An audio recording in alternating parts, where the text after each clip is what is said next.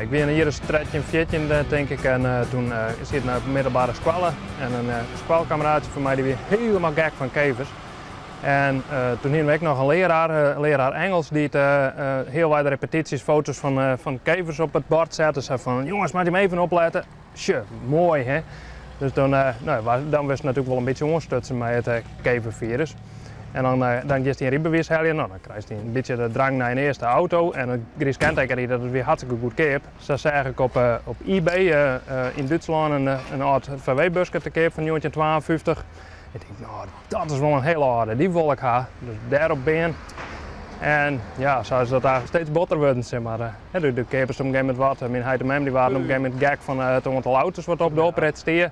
Van pak nog een keer op met dat spul, dan wordt dat steeds meer en meer. En dan denk je van ja, ik kan eigenlijk misschien wel wat van mezelf doen met dit aardig wordt.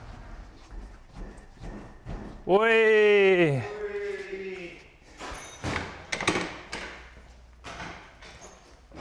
Lukt die? Ja man, sowieso. Oh mooi. Bijna klaar. Bijna klaar. En jij? Hij is klaar. Eigenlijk is het van als je een krat bij ons brengt dat er beter wordt dan mij. Dus restauratie, reparatie van alle auto's eigenlijk. Van een ventieldopje vervangen, dat klinkt wat, maar van dat tot een motorrevisies. Ja, bijna alles was bedenken, behalve spuitje.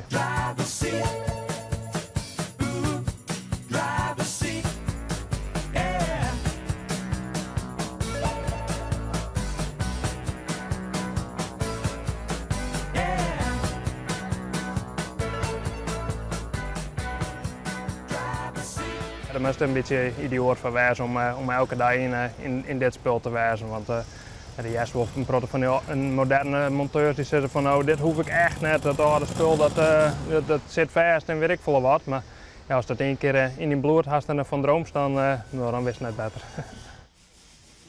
Die kennen we wel klein meidje, ja zeker wel. Maar dat is dan is het wel een auto, lekker het zassen in de hogere prijsklasse, want er zit een hele grote werk in. Ja, maar ik kan misschien wel in mijn woorden verhaal komen, ja? Maar dan moet ik eventjes wat meer informatie halen. Iemand zei van nou, ik wil dat u aan voor die auto.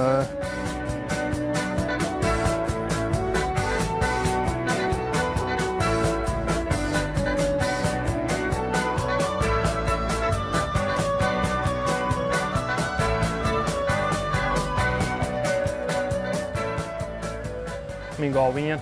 Ja, dat is de hartstikke bekende Golf 1 ter wereld. Dus ja, dat vind ik hartstikke leuk om daar een beetje in om te hobbelen. Ik denk dat het 44 jaar de route om zat te worden. Dus er zijn al volle genoeg gerestaureerde auto's. Dus ik had zoiets van nee, dat mag ik wel eens een keer in een origineel blijven. En dat is, ja, wat ik zei, de tand destijds is heel mooi te zien aan deze auto.